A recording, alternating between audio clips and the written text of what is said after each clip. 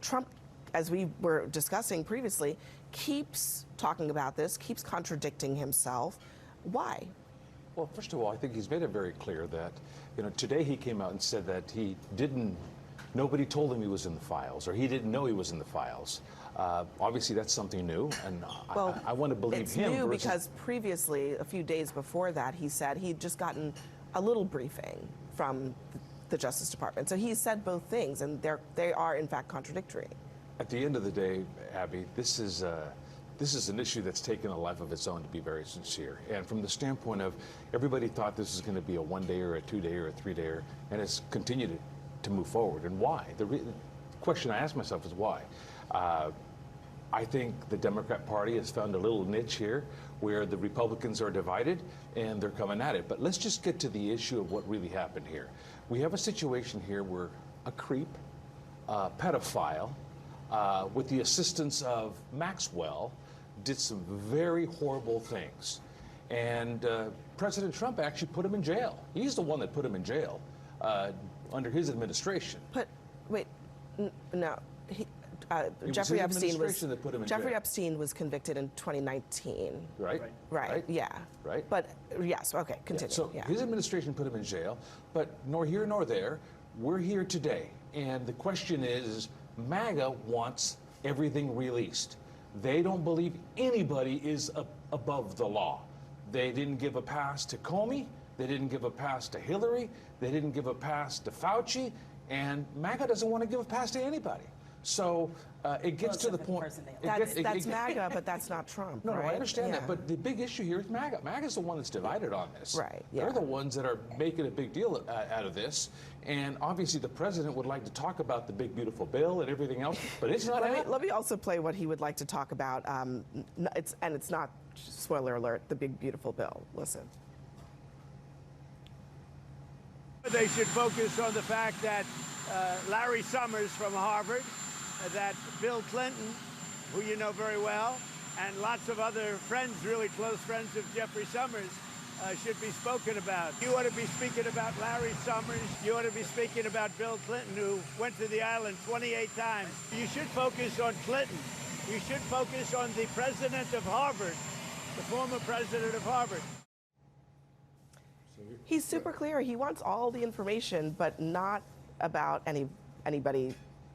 About everybody but him, essentially. Right. And the MAGA argument is very interesting to me because for years they have nursed this conspiracy theory that there's a cabal, a global cabal of people who are pedophiles and they're elites, and most of them are liberals. Correct. Right? It's correct. You are correct. Oh, the conspiracies. That's the correct way to describe the conspiracy, I guess is what you're saying. But what I'm saying, what I'm saying is that the global cabal is the conspiracy. And so everyone was buying into this conspiracy, and Republicans nursed that. Donald Trump himself nursed that.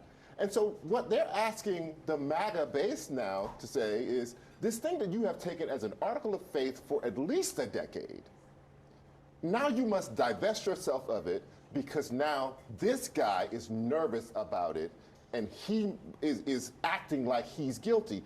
They don't want to do that.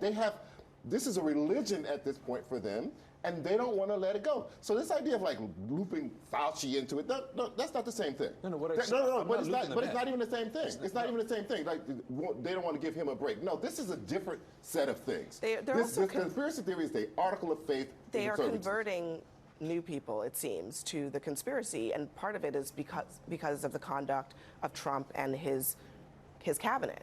Because they all came in saying, release it all, and then all of a sudden they won't. I think it's actually made more Americans who previously weren't paying attention to this, maybe didn't really care about the conspiracy, believe it. I mean, now it's nearly 70% of Americans say that there's no transparency on this issue. I think to your point, Charles actually articulated the wedge in the MAGA movement that exists over this issue pretty well. It's a rock and a hard place for the administration. I don't understand why. If there was any information on Donald Trump in that file that was salacious, rest assured it would have been leaked already. We have this book note, right, that Donald Trump has allegedly wrote about Jeffrey Epstein 20 years ago. This is the kind of stuff that leaks out, right? Anything that can be used salaciously against Trump, we know it's going to come out, it's going to get leaked. So I'm of the opinion, why not release it? It's going to but come I out don't think anyway. you understand how reporting works, right? When things heat up, reporters go back to their sources and say, is there anything else? That's the reason that we got the note after Donald Trump and the DOJ basically said that there's no list. I think Joe is, I mean, he's pointing out something that I think is fundamentally right, which is the idea that even in the conspiracy that is now emerging, that this is a cover-up or a conspiracy by Biden and Democrats, they are terrible at a conspiracy if they would have this in their possession and not use it. Not use it when Trump was running in 2016, not use it when he was running in 2020. It just is beyond belief that they would not use it if it was in their possession. So then what explains the secrecy? I think it is unanswered. It is unknown right now what is causing the intense sensitivity inside the Trump administration about this. Well, that's what is raising everybody's hackles about it. Is I agree with you, Abby. Like, I think this was kind of a dormant issue, but his behavior suggests otherwise. I would also say I think there's a very big difference between how Democrats are receiving this information versus Republicans. I mean, the basis is like MAGA has made this part of their identity.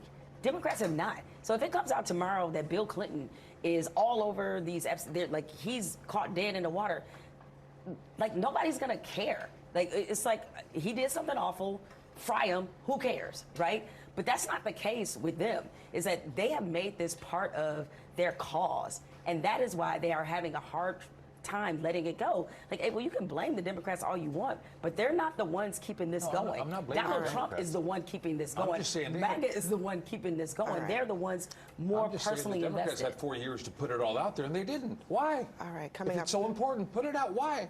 Why didn't Republicans they? can put it out now. Coming up next for us, we have new evidence that perhaps socialists are feeling empowered across the country after a win in New York.